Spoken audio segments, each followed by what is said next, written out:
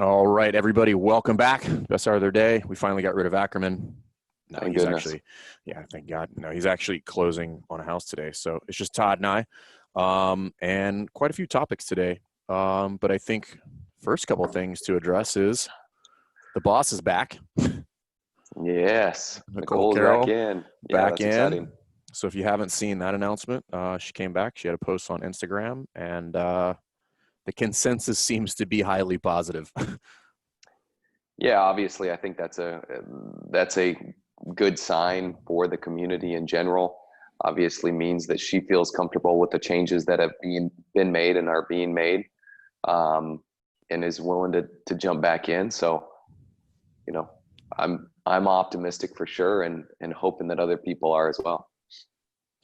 Yeah, she seems to be the I don't how would I she for most people I think on the team and then even in the community as well. She seems to be like the positive light, if you will. People are just like they kind of look to her for the good news and things, all that stuff. So I thought it was cool, unexpected, but I thought it was really cool, and it still remains to be seen. We still don't know what the shakeup is going to be with regard to the structure of the company and stuff, but I would imagine she's going to come back in a very similar capacity in the training Yeah, department. So yeah, that's what I'm excited to see what this new organizational structure will look like.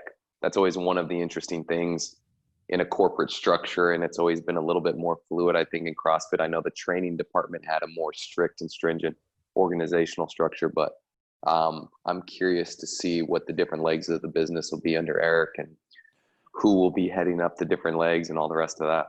I'm uh I'm kind of I'm kind of fired up about that, to be honest with you. Just having, again, like I think it's very fair to say that training is very rigid with regard to who falls where, and like there's a very clear path about what that flow of information looks like and who's in charge of who and all that stuff. Not so sure about the rest of the company, but I'm very excited because of that. I would imagine that there's going to be a lot of framework put in to the company, which I think is going to be pretty badass. I would Yeah. imagine. So, I mean, because I think he mentioned about bringing in a lot of um, support or different probably people that he has access to come in and shore up some things that I'm sure he's assessed that need to be taken care of. So that's cool. Yeah. But yeah, it's good to have the boss back. Just like listening to her speeches at the trainer summit gets me fired up. Yeah, exactly. But I want to lead with this. We had our episode the other day on using assistant coaches and managing big classes, and we had a follow-up question to that, which is a little bit more on the kind of logistics side. So I'm going to read the question, and then we'll go from there. Let me make sure I don't give this person away because I don't want to. There's nothing in here that's identifying. Yeah, okay. So it says, hey guys, love the podcast. So much so much so that you were up to 100 episodes when I found it, and in between then in episodes I've gone back to episode 1 and then catch up on them all. I just listened to your episode on managing large classes and had a question. Is your best recommendation for time slots that have 15 plus athletes in them to bring on an assistant coach every session, or to try and put more sessions around that time? Currently, my 6 a.m. session is 20 people with a 5-person wait list, and I feel like my members could be getting some more quality coaching from me with a better ratio, but being an affiliate less than 1.5 years old, I also don't want to limit my sessions to 12 and have 10 members miss out every day. So that's a key aspect of this. What would your suggestions be? Thanks so much for your help in advance, and thanks for everything you guys do. It's awesome. So that's a legit question. And I think as the gym grows, I think you always end up butted up against this scenario anyway. So what's the immediate reaction to that? It's either like, do I add more classes, or do I put another coach on the floor? Well, that's such an interesting time because I think it's that early morning slot that is the most difficult. Um, because that's one where even adding more classes might not be the answer. Like you might say, hey, I'm going to add a 7 a.m. class. Well, if all 25 of your people are like, well, I've got to be out the door at 7, it's irrelevant, right? Mm-hmm. Um, So I think one thing that we've done is polled the group to see if we've got a portion of those people that could come at a different time. Mhm. And if so, I think adding a second class would be the ideal situation. And if that's not an option, then turning it into potentially a little bit bigger class, but then ensuring that you have that assistant coach on hand. That's probably the route that we would try to go. It's a tough one, and I've actually been in the opposite boat where, so we have the same number of classes post COVID, but they're different time slots. So when we reopened, we usually had our earliest class was 6 a.m. and our latest was 6 p.m. And we started with basically jamming the middle of the day because nobody was working and it wasn't a big deal. And we ended up adding a time slot in the mid morning. So typically our class schedule looked like 6 a.m., 9 a.m., noon, and then 3, 4, 5, 6 p.m. Well, the first ones I removed because nobody was working was the 6s. I took the bookends off and was just like, let's just pack the middle of the day. Classes were jammed, and we added a 10:30 in there to try to get more availability because we were limiting classes when we originally opened. And now I'm hesitant. So we opened up the 6 a.m. back up, but now I'm hesitant to open the 6 p.m. back up because I don't think it's going to fill up. And then it's an extra class, but it's what we had before. So I'm in a similar situation, and it's one of those things where it's like, okay, what do you anticipate do you anticipate like bringing more people in and having growth? There's two schools of thought there. One is give max availability and allow yourself, if you can afford it, obviously, to pack all of them. Like now it becomes the business responsibility to put as many people in all the classes. The other one is limit the availability, smash those classes with people, maximize the environment. And I get both because we talked about it a little before, where it's like, I do think there's a minimum number of people in a class to like get the vibe to be good. Where, a class of 2 or 3, it can be an awesome class, but it doesn't have the same energy. Like there was 22, I think, in the 9 a.m. this morning. And that was different than the noon, which I think had 6. Yeah. I think, I just think the morning time is a little bit different than the afternoon with that, Yeah. So, and usually from my experience, the people that can come in the morning can only come in the morning, right? Yeah. So I think in order to optimize and give the best experience that you possibly can, it's got to be one of those two solutions, which obviously is what the person was asking the question. But I would put it back to the clients. Like I said, ideally for me, a class of 12 to 15 people is going to be optimal. And so if I could figure out on how to make like a 6 and a 7 a.m. work, or maybe a 5 and a 6, and it turns into 2 classes with 12 people, would be much better than one class of 24 people that has 2 coaches. And then I know sometimes it's better to just basically, for whatever reason, and I've been guilty of this in the past, is come off of that on the hour. For whatever reason, we just get stuck on it's got to be at 6 a.m. So I would play around with, you can still do them an hour apart, but 7 a.m. might not be an issue, but getting people out of there by 7:15 might be an issue. And you could go 5:15, 6:15 for the mornings and split them in half, or a 6:30 or 5:30, 6:30 and split them in half. And as long as people can get out by 7:30, then you could do it and you could create a little bit more. But my recommendation was to do a little math and just figure out, first and foremost, before you make this decision, you have to figure out what the business can sustain. So let's just say across the board, adding a class 5 days a week for whatever it is, 4.23 weeks a month is going to cost you a minimum of about $500 in payroll, a minimum. This is assuming you're not coaching all of them, and again, if you're already coaching the majority of the classes, adding another 23 classes to the schedule is probably going to be tough.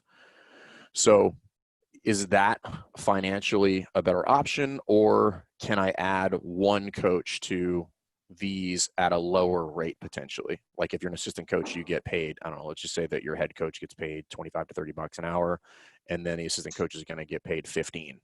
So it's just an opportunity for an intern or somebody to come in a paid position, but at 50% of the cost. And now my cost for payroll goes from 500 or 600 potentially to 200 or 300. And again, this is for somebody who's bootstrapping it, and that is going to make or break the decision. Yeah. But you do have to do the math on that. Is like financially, first and foremost, what needs to happen and what is feasible. But then I do think a little bit more thought should be put into the atmosphere.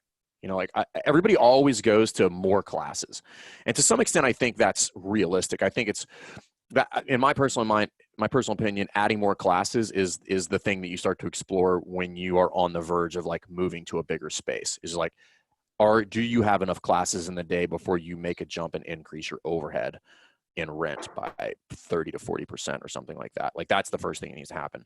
But if you're just got packed classes, then I think you have, you know, like one or two throughout the day. Then I think you have a little bit more leeway with, okay, just add another coach, just as good of an experience, if not better, because the environment's still awesome, but now you just have more eyes on athletes. So I think you need to pay attention to both, because the vibe matters, because there does exist a scenario where I split that in half, and then that it fizzles out because they're just like, oh, well, I liked working out with Sally, but now Sally comes at the 5:15. I don't go to I go to the 6:15. So it's a tough one. So I agree with your, like, that you should pull the members on that one. But what else would you say?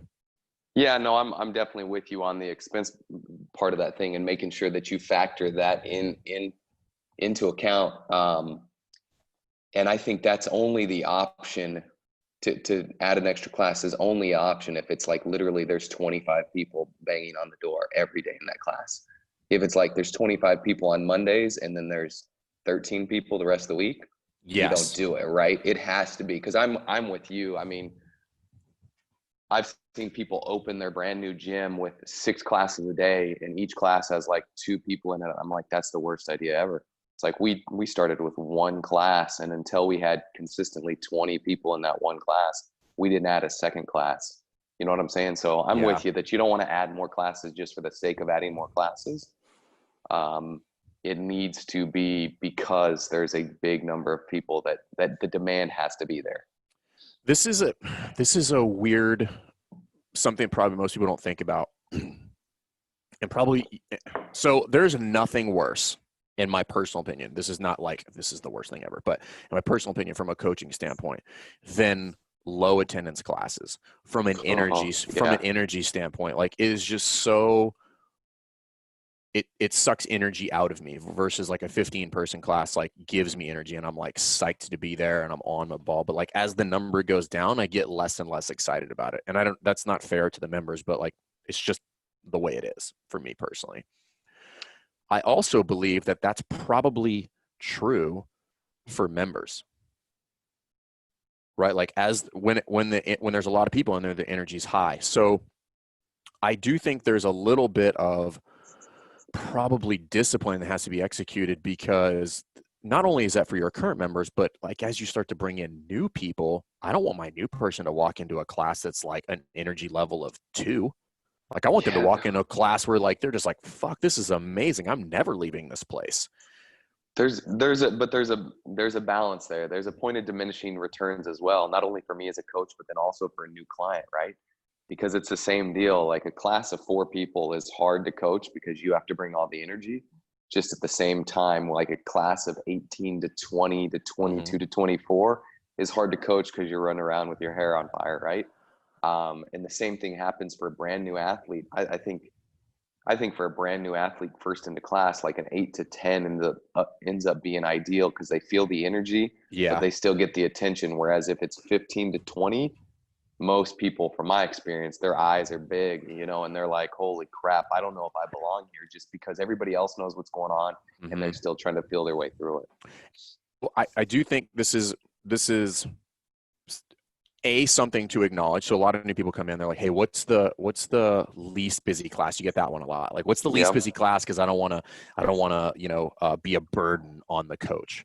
Right. So it's like, hey, people want that, but they simultaneously, whether they acknowledge it or not, want and need the energy as well, because they're hesitant about working out. So it's like, this is one of those things. And I think we're probably coming to an answer here, just talking through this. You need both. So you just need to solve the problem. So in that environment, it's like, how do I get the people the attention and not lose the energy? And at that scenario, it's probably bring an assistant coach and have that conversation, be like, hey, Todd's new. I need you to hang tight with Todd. And there can be some other protocols you put in there where you have the new members kind of not necessarily shadow or hang out, but like you can pair them with a new member for warm-ups. If you have like an ambassador program in your gym or something like that, which we're just starting up on ours, where you can coddle that person while simultaneously and make them feel good. And you can tell them all this beforehand too. Be like, hey, we're gonna have an extra coach on the floor. They're gonna be there to take care of you, and there's gonna be an ambassador in the class. They're gonna be there to take care of you. So you got two people looking out for you, as well as the head coach. But the vibe's gonna be awesome. So I think people are freaked out, but they're freaked out because they think they're going to be a burden. So as long as we can head that off and give them the solution to that fear prior to, everybody wins when we do that. So I think the answer is assistant coach at this point. It's cheaper, and you probably don't forfeit a ton. But like Todd said, at some point, an extra class is absolutely the answer. If it becomes just a goat rope and just people are falling out the doors, then yeah, an extra class is the answer, because both classes are still going to be awesome. Yeah, agreed with that. Cool. Yeah, assistant coach it is. Okay, so next thing I wanted to talk about was another topic that came up, which is, so there's some kind of spikes going up. So like there's certain areas that are seeing more cases of COVID, and whether this is because we're just testing more or it is an actual second wave, like we're not going to get into that. That's not the point. The point is if it happens right in your gym, because this question has come up, is what happens? So I've been closed for 3 damn months. We open back up.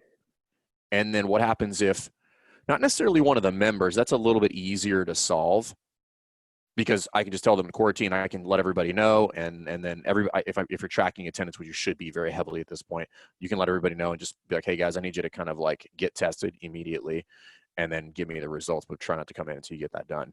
But what if the staff gets it, right? Let's just say you're running lean to begin with, or shit, you're a one-man band, and now what do I do?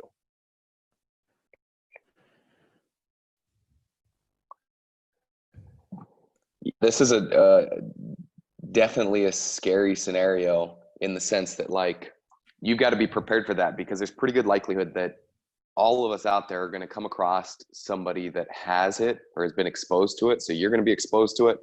So a couple of things that we've thought about at our gym that we're trying to do just to make sure that we got all of our bases covered is, one, we're trying to avoid as much coach interaction as possible. So one thing that we used to do is we had like group workouts where the coaches would get together and they'd work out together, or we had way more team meetings. It's like we're going to try to avoid some of that stuff, do more of the meetings on Zoom, less than some of the group workouts, just because we don't want one person to end up with it by accident and then to give it to all the rest of our coaches, because if all of our coaches have it, then we're in trouble. And then from there, it's like, this is the time to start bringing on your bench. Like whoever else you have that has capacity or interest to coach, try to get them up to speed to some degree. So at least they can help get you through a tough time if you end up in a tough spot. I think most gyms that I know of are still kind of operating on a little bit of a vanilla programming cycle, just based on limited equipment, trying not to share equipment, that kind of stuff. And so it's kind of a place to where if the workouts are quote unquote simple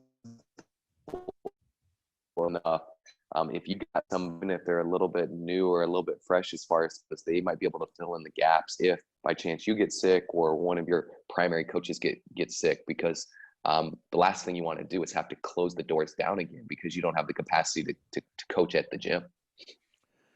Yeah, that's a tough one.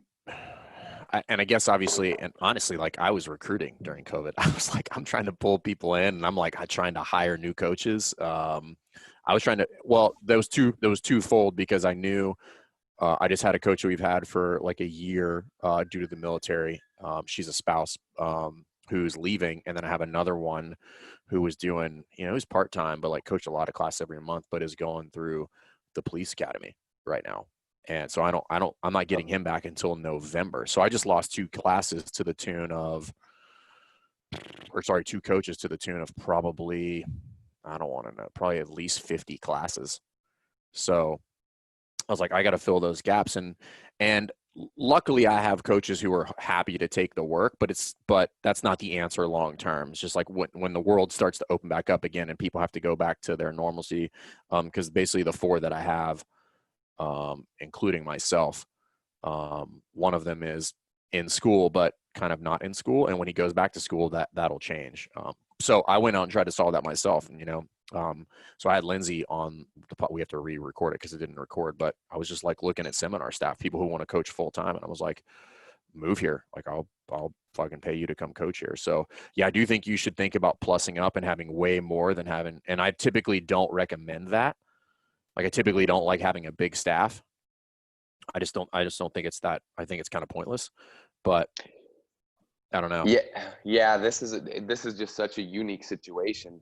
Like it's hard pressed for me to think that most people aren't going to get sick at some point over the next handful of months. And just based on the rules and regulations, at a minimum, even if you don't get sick, if you get exposed to somebody in the health organizations figure it out, they're going to, want you quarantined for at least 14 days. And so if you've got one of your coaches or two of your coaches that have to disappear for 14 days, what is going to be your plan of attack? And I think I've heard some things out there of even potentially reaching out to gyms close by and just see if they'd be willing to share staff. And I think that this might not be a scenario to at least have that conversation to prepare for the worst, just so you're not caught in a tough spot, On the flip side, if you were to do like play devil's advocate, some people would be avidly against that because they're like, well, I'm not bringing somebody in from another facility to do that. Right. But what's your alternative? Well, you might not have any. Yeah. So, I mean, like, that's what I'm saying. It's like, do you have, and maybe it's not the gym that's right down the road. Maybe you've got a buddy that owns an affiliate 30 minutes away and you guys have been friendly, or maybe they spun off at your gym anyways. Do they have somebody that's do they have some extra hands on deck, or is there somebody there? I don't know. This is a time to where you want to prepare for the worst possible scenario, just so you don't get caught in something that you're not ready for. So on that note, one of the things that we've like kind of meaning at CrossFit Rife, when I say we kind of shifted is like coach development. So let's say we're going to play it safe and we're going to abide by Todd's rules and we're going to avoid getting the coaching staff together. What are some things, because obviously everybody's level of, risk in this whole thing varies. For most people listening, it's probably assume that mine is 0 and assumes that probably yours is a little bit higher. But let's assume that you want to do both, right? I still want to continue development. I have a business to run, and we have to think past all of this. But I still am unsure or uneasy about getting the staff together. What are some things that we could be thinking about, or ways to keep the staff engaged and moving forward professional development, so that we don't see this? What is realistic? Coaching is a perishable skill, so we don't see this dramatic drop off in our skill set when we start to open back up. I think any of the drills and things that you can do in person can also be done virtually. I mean, we've seen that at this point. So as far as like, if there's certain teaching scene and correcting drills that you want to do, like teaching, we can do that via Zoom. Like you can have somebody teach the group and we can watch and give feedback via video footage there. So that's not an issue. I think the scene piece, you could either do drills via Zoom with everybody moving, or one of the things that, I often did in staff meetings is we would just go to the computer and go on like Instagram and look up different movements and look for different points of performance and try to identify faults. That's something that you can do virtually. So if you're looking for teaching, you can do that online. If you're looking for scene, you can do that. And then correcting, I think that's something where it's like somebody like you that has the tools that you do can get with the group and do that virtually as well.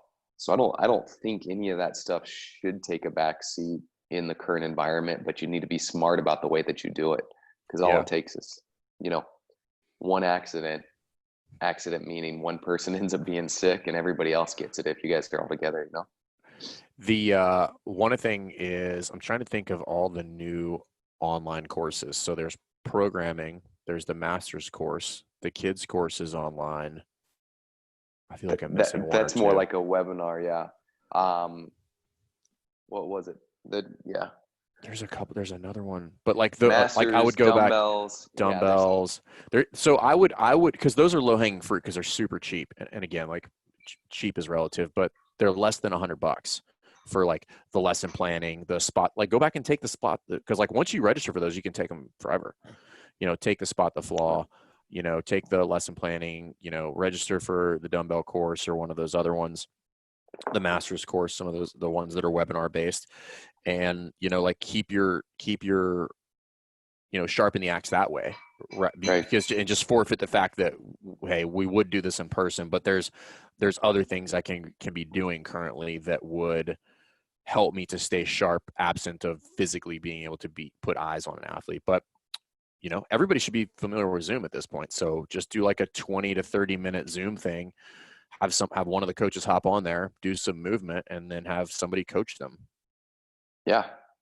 I think, and to be honest with you, look at what that does to prepare you in case there's another, and something happens and they cause us to all go back into quarantine, because I know isn't there different states that have made those changes? So what I saw the other day is some of them have like curtailed their reopening just because of some of the increase in cases. To my knowledge, I don't know anybody that's reverting. I saw something that non-essential, I forget what state it was, 1 or 2 states had closed down non-essential businesses. Now I didn't see what fell back into that category, and I haven't heard of any specific states where gyms specifically have had to close back down. But yeah, I mean, shoot, I'm in Florida. We're the hot spot at this current time, so it'll be interesting to see what happens. Yeah, I saw it was like Florida, Texas. I mean, they still weren't Arizona. They still weren't New York numbers. Right. But they were going up. And again, I don't know if that's because there's an increase in testing or what, but that's interesting that, yeah, I don't know that anybody's gone backwards. I've seen a lot of have slowed the rate that they were going to go to a phase whatever. Like for instance, we in Virginia, phase 3 starts tomorrow, when simultaneously the Navy's locked down everybody, but has also made all the bases green so they can start traveling again. So none of it makes any sense, and it's weird. Right. But yeah, I think you probably need to plan for that, and because God, oh my God, I don't even want to talk about closing back down. that would make me go insane. Yeah. Everybody's going to want to listen to that podcast, but yeah, it could happen. So you do have to plan for it, and it's not unreasonable to think that we're going to see more cases. So I don't know that it's necessarily the fact that you're going to have to close down, but the situation we were talking about before is probably a little bit more realistic. You're probably going to have to deal with somebody who has it. Yeah. As more and more people get it. So. Yeah. I think that's going to be pretty unavoidable for most all of us. Well, the other thing, what's the deal with the games? Where is it at? As far as I know, it's still in Aromas. Aromas, but it got pushed back to like, what is it? September 17th is the earliest, something like that. I know they're still pushing hard to make it happen. My fingers crossed is that they make it happen, but it just got delayed again. I think. What's your thoughts on? I don't know if people listened to or saw Ackerman's plea for Games athletes to lead the charge, but there's some notable names that have come back in and taken what I think is the right approach. Yeah, man. I think I didn't see what he had put out there, but I mean, he basically had a long rant about like, hey, you have influence, use it positively. Yeah, like you got what you wanted. Like let's all get back on the same page here. Yeah, I would like to see, I mean, especially with it happening, if it happens in September, like at this point, they've had plenty of time to see what changes will have been made. At that point, the cell should have gone through. Wait, is it September? That's where they pushed it back to. I thought they pushed it back to August. Okay. Well, it had been pushed back later in August, and then just, I think this week, they pushed it back to September. Oh, shit. Is the earliest. Yeah. So, yeah, I mean, at this point, I don't know what else you're holding out for. You've gotten the changes that you're looking for, right? And then some, probably. The changes you stated you were looking for. So, I would hope that they come back, and I'm excited to see it happen if it does happen. I am too. I think, obviously it's going to be a weird games. It's not going to be the typical games that we see. But I also don't think it's going to be the super watered down version that we all thought we were going to be looking at as well. Yeah, I think it'll be somewhere in the middle, but I don't think it's going to be this grandiose thing. But I also don't think it's going to be like a VHS camera in Dave's backyard. Yeah, it's not. I've not been disappointed yet. You know what I mean? So I don't count on Dave and the team disappointing us. And more time in combination with these changes is going to help. It's only going to help. Right. Absolutely.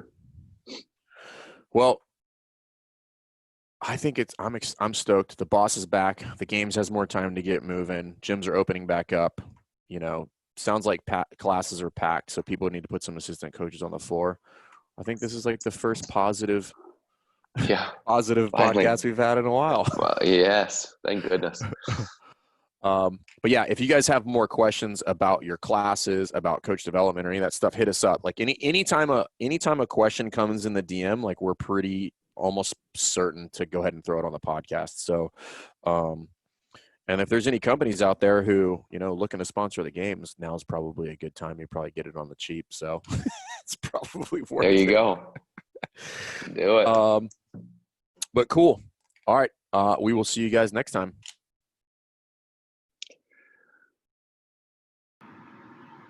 Thanks for listening to Best Hour of Their Day. If you haven't heard about Anchor, it's the easiest way to make a podcast. Let me explain. First of all, it's free. How cool is that? There's a creation tool that allows you to record and edit your podcast right from your phone or computer, so it becomes super simple. Some of these episodes with Fern or Todd or myself chatting with one another, we've done right within the app itself. Anchor will make it easy to distribute your podcast to all platforms, Spotify, Apple, and many more. And you can make money from your podcast with no minimum listenership. It's everything you need to make an awesome podcast in one place. All you have to do is download the free Anchor app or go to anchor.fm to get started today. Come on, who doesn't have Spotify at this point? And if you were unaware, Spotify now is offering podcasts. That's right. On Spotify, you can listen to all your favorite artists, but also podcasts in one place for free. Spotify has a huge catalog of podcasts on every topic, including the one you're listening to right now, Best Hour of Their Day. On Spotify, you can follow your favorite podcasts so you never miss an episode. Premium users can even download episodes to listen to offline wherever you are, something I always do before I hop on a plane. And you can even easily share what you're listening to with your friends on Instagram and other social media platforms. Here's the deal. If you haven't done so already, be sure to download the Spotify app, search for Best Hour of Their Day on Spotify, or browse some other podcasts if you want. You can find them in your library tab.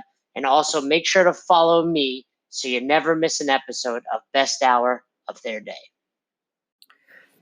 Thanks again for listening to Best Hour of Their Day. If you haven't already, do us a favor, head over to the Apple Podcast app and leave us a review.